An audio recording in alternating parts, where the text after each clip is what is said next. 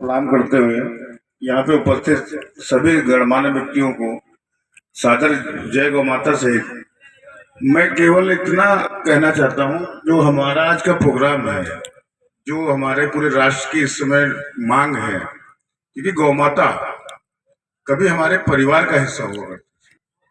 गोवंश से ही हमारे खेत में अन्न उगाया जाता था, यातायात के साधन भी हमारे गोवंश ही थे।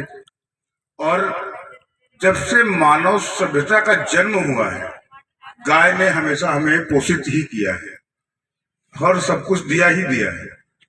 दूध दिया, गोबर दिया, खाद उससे बनी, गौमूत्र दिया, उससे औषधियां बनी। आज अंग्रेजी दवाइयाँ बहुत, भारत की पद्धति विकसित होने के कई सदियों बाद अंग्रेजी दवाई भारत में आई, जब अंग्रेज आए।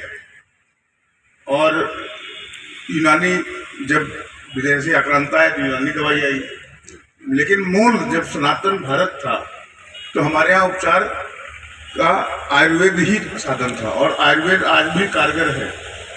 तो आयुर्वेद की दवाई बनाने में गौमूत्र का सबसे बड़ा योगदान हुआ करता था, और आज भी है। अमेरिका जैसे देश गौमूत्र हमारा आयात कर रहे हैं, हमारे भारत से निर्यात हो रहा है।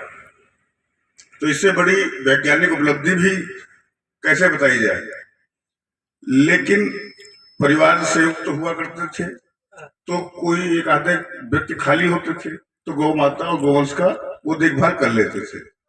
अब जब से संयुक्त परिवार में एकल परिवार की परिकल्पना आई है, मकान छोटे हो गए, जगह कम पड़ गई, लोगों को अपनी रोजी रोटी चलाने के लिए घर से बाहर भी जाना पड़ता है, और गोवंश दरवाजे पर रखने में समस्या आने लगी।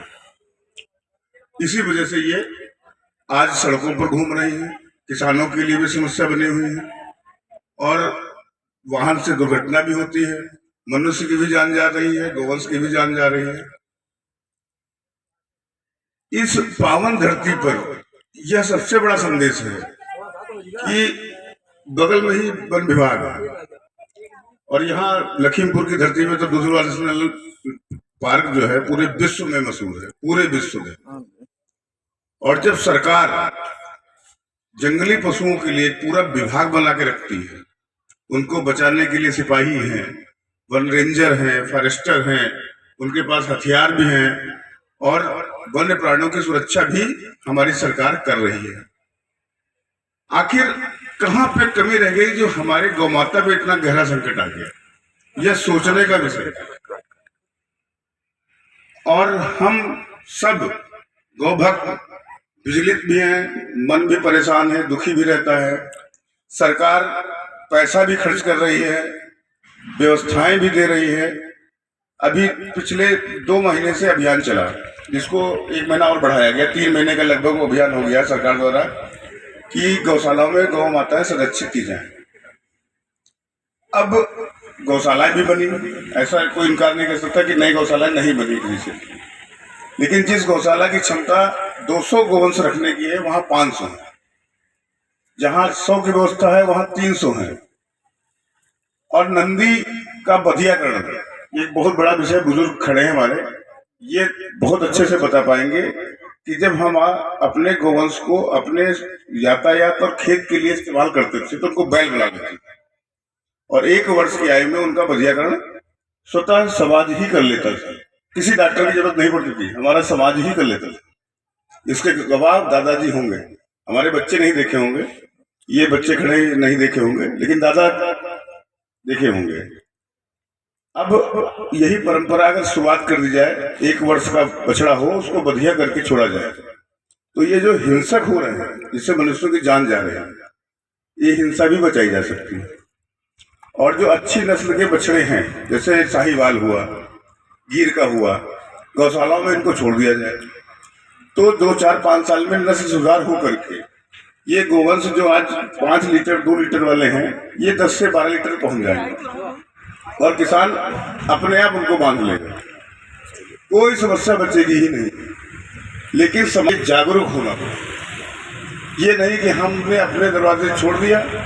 जैसे अनुराग भैया ने, राष्ट्रीय अधिवेशन में बोला था, अनुराग साक्षी जी ने, कि प्यारेलाल ने छोड़ दिया, प्यारेलाल को देख के श्यामलाल ने छोड़ दिया, श्यामलाल को देख के राधेश्याम ने छोड़ दिया। और वो समस्या बड़ी गंभीर होती चली गई। अब हमें आपको सबको मिलकर रोकना है। राधे साहब ने छोड़ी तो उसी को तुरंत उसके दरवाजे बुलवा दीजिए, नंदी को है बधियाकरण करा दीजिए, गौशाला पहुंचा दीजिए। गौशालाएं असल में नंदियों के लिए ही पर्याप्त हैं, क्योंकि मैं तो रोटी मांग करके गौ माता को नित्य खिलाने गया हूँ, चाहे जाड़ा हो, चाहे गर्मी हो, चाहे बरसात हो, हर दौर मैंने गौशालाओं में देखा है। तो सबसे बड़ा कारण ये है गौ माता की मृत्यु का गौशालाओं के अंदर, जो यहाँ पे चिंता का विषय भी था, और मैं उसको क्लियर कर देना चाहता हूँ कि एक गौ माता पे 4 नंदी दिन भर में फांदते हैं, और जो गौ माता एक बार बैठ गई, डॉक्टर कितना भी उपचार कर ले, वो उठती नहीं है। क्योंकि मैं अपनी निजी गौशाला में भी सेवाएं देता रहा हूँ, और वहां पे तो सैकड़ों सेवक हैं जो सुबह 5 बजे आ जाते हैं। मढ़िया उदाहरण है, आप सब लोग जाके देख सकते हैं। वहां किसी भी दिन चले जाइए, किसी भी बरसात हो, चाहे जितना बड़ा गहना कोहरा हो, चाहे जितनी गर्मी पड़ रही हो, आपको 5:30 बजे 40 से 50 गौसेवक गौशाला के अंदर, कोई गोबर उठा रहा होगा, कोई झाड़ू लगा रहा होगा, कोई गौमूत्र बटोर रहा होगा, और पूरी गौशाला की सफाई करके अपने सामने चारा डाल करके फिर अपने अपने गंतव्य को सब लोग निकल जाते हैं। ये नित्य का काम है, और ये 10 वर्षों से सेवा हो रही है। लगभग 500 गौवंश है वहां पर, और किसी की भी आपको हड्डी नहीं दिखाई पड़ेगी। लेकिन ये समस्या जो मैंने बताई वहां भी थी। स्वस्थ गाय भी 2 दिन में पस्त हो जाती है, क्योंकि बधियाकरण इसीलिए जरूरी है। और ये हम नहीं कह रहे कि नस्ल खत्म की जाए,